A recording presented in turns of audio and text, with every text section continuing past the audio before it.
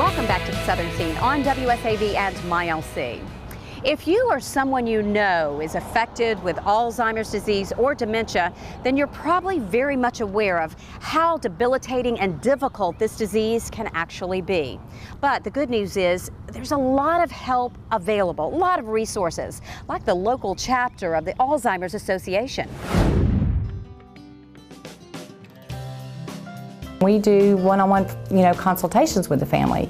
So we start that process with them and we go all the way through the process with them. And we explain and we try to help them understand what's going to happen. And we also try to educate them on how to best take care of themselves while they're caring for their loved ones, because unfortunately they stop caring for themselves while doing that. And making good decisions and decisions ahead of time is what makes it better for the caregiver as well as for their loved one.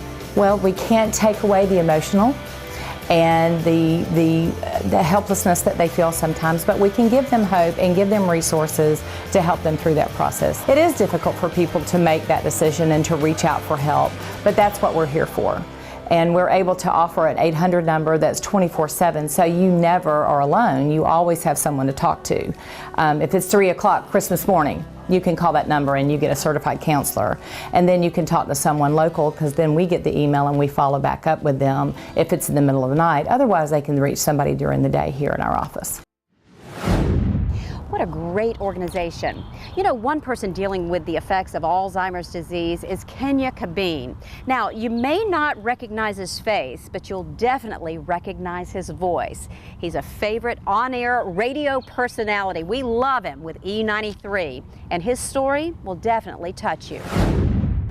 E93, home of the Ricky Smiley Morning Show. Good afternoon, I'm Cabine. This is the afternoon turn up, and coming up this hour, all of your favorite joints and your chance to win that trip to the Billboard Music Awards. But right now, here's Bruno Mars, Uptown Funk on E93. My mother was working. She's formerly a principal, an educator, working in Atlanta. She was actually diagnosed with dementia, Alzheimer's, about 6 years ago at the age of 58. And she was real young, but when she was diagnosed, she was actually still teaching.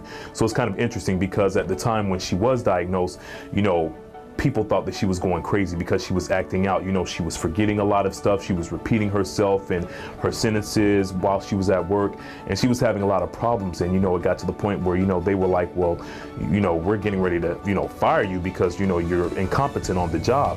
And when I heard that people were saying that she's crazy, that she was losing her mind, I was like, oh no, I'm gonna have to do something about this. So I went to Atlanta and I was like, Mom, are you going to the doctor? Because my mom was saying that she was going to the doctor. I'm going to the doctor, I'm getting checked out. Turned out she hadn't been going to the doctor.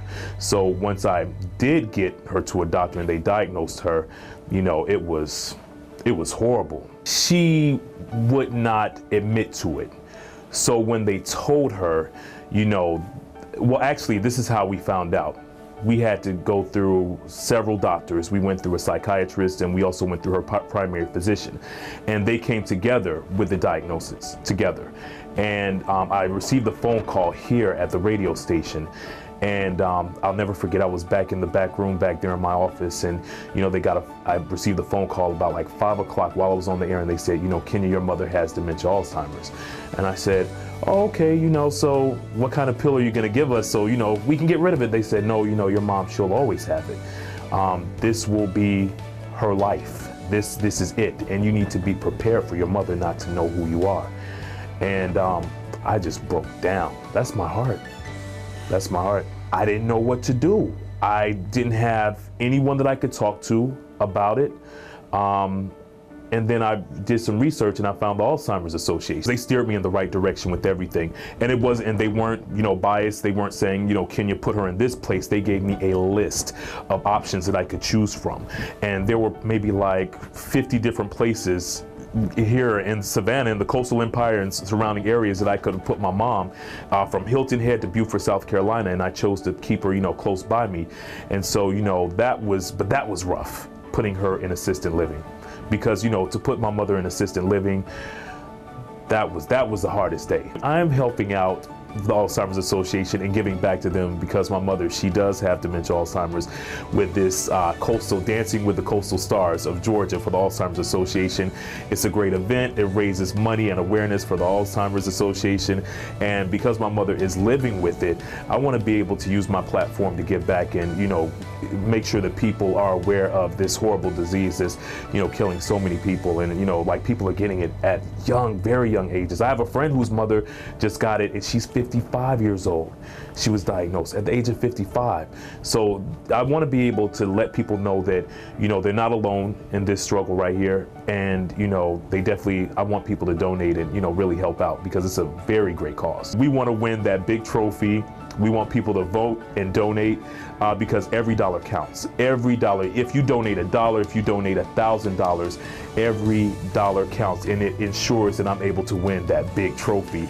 In addition to my great dancing skills, we just want to stomp out Alzheimer's. We do. We really do. It's such a horrible disease, and, you know, and I want to leave people with this too, because, you know, this has been so difficult for me. You know, just this whole situation. But when I tell you, I am so blessed to have my mother. My mother is alive.